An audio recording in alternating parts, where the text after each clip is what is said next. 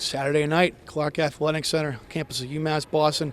No better place to be. Border rivals North Quincy and Catholic Memorial fighting here in the nightcap for the Division I South Final. North Quincy, the underdog here, got out to an early lead, doubling them up early, but then CM does what it usually does, and they get hot, and they show why, once again, they're one of the premier shooting teams in the state. Let's go to the highlights. We'll go to the first quarter here. Greg Clark coming off the bench. He's like Vinny Microwave Johnson here. 6 straight points, giving North Quincy a 12-4 lead early in the first quarter. But CM clawed all the way back, outscoring North Quincy 20-13 the rest of the way to cut the lead to 1. We're going to see 2 nice layups here. First, Julian Smith, and then Amani Santos with a nice float there, make it 23-22. But coming out of the second half, lots of highlight reel action. Check out this Anthony Green block, just pinning the ball against the backboard. That led to a 7-2 run for North Quincy. And then here, after CM takes a brief lead, Efton Buka knocks down a three-pointer, making it 36-36. But then from there, the floodgates open for Catholic Memorial. Green with another highlight reel block here, but Dennis Tobin on the second try gets a three-pointer in the corner for a 39-36 lead. Then Tobin, the coach's son, again, this time from the wing, 42-36. And then this one from Amani Santos. This one puts them up 9 from top of the key. And then Brandon Twitty at the buzzer. Talk about momentum swift, but they waved off the three-pointer. Just imagine what it would be like if that had actually been gotten off in time. They continue to run in the fourth quarter. Julian Smith with a nice pull-up here. And then Brandon Twitty floating a nice one right over the top there. That's a 13-0 run for CM. The CM kept a comfortable 5, 6, 7-point lead, but then Kellen Grady, the dagger 3. This one made it 60-51 with 53 seconds to go in the ball game. Fans started heading for the exits. CM captures his first South Sectional title since 2008 when they were in Division II and won the state championship.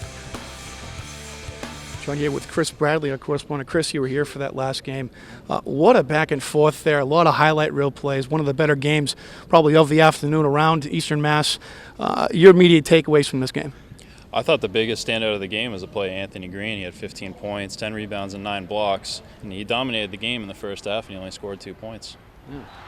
Really, going into this game, we thought, okay, it's going to be a good matchup here, Anthony Green and Gerard Adams, the 6'8 big man for CM, but really it was the guard play. I think that was the key matchups here. And certainly once CM got going, those 4 guards there, we've seen them all year. Once Santos, Smith, Grady, and Twitty get going, it's like an avalanche, really. And that's what it looked like happened in the second half, is just that CM wore him down. Santos had 16, Smith had 17, hit a lot of big shots in the second half to help him extend the lead. Okay. There was a lot of action around the state today. 3 takeaways I'm taking from the day. Number 1, Braintree in the D1 South Girls Final. You can't get a better rally than this. Down 29-8 in the second quarter. And would you have to believe, they won by 13. They focus down on what they have best. They have size. They can move people around in the post. Molly Reagan, when she gets down on the low blocks, there aren't many players that can kind of defend her there, and she had some very soft touch around the rim. They got great transition, great outlet passes from the Hurley-Hees. Brianna Hurley, a couple of aggressive defensive plays to spark them. This really was a statement win for Braintree, and I think sometimes people question, with all the talent, can they come through? And once again, they're going to the Garden for the 3rd straight year in a row. But boy, did they have to fight to get this one. Really nice win here for Braintree. My second takeaway, Cardinal Spellman. Look, I saw them the other night against Taunton. They were down 10 with 5 minutes to go against Martha's Vineyard, rallied, won in overtime. This is going to sound crazy. It almost seems like a team of destiny. Obviously, the narrative with Joey Glenn, one of their all-time greats, who passed away suddenly last June. There's a lot of inspiration. We saw a Joey Glenn jersey hanging here during the game. These kids are really inspired. They were one of our favorites going into the season for D3. I really feel it's a team of destiny after seeing what I've seen the last 2 games from these guys. My final takeaway, I thought this was the biggest upset of the day, even though they're both true state title contenders. But Neshoba knocking off defending Division II state champion Medfield at WPI. They were up for most of the game. Medfield clawed back and made overtime, and then Neshoba won by 2 in overtime. Beth McNamara, she's been around for a while. She's been in the state final last year. This is a signature win for her program, just like last year, reaching the DCU floor. Chris, I want to hear a couple of your takeaways from today. Well, first of all, huge win for Central Catholic over Andover up at the Songa Center.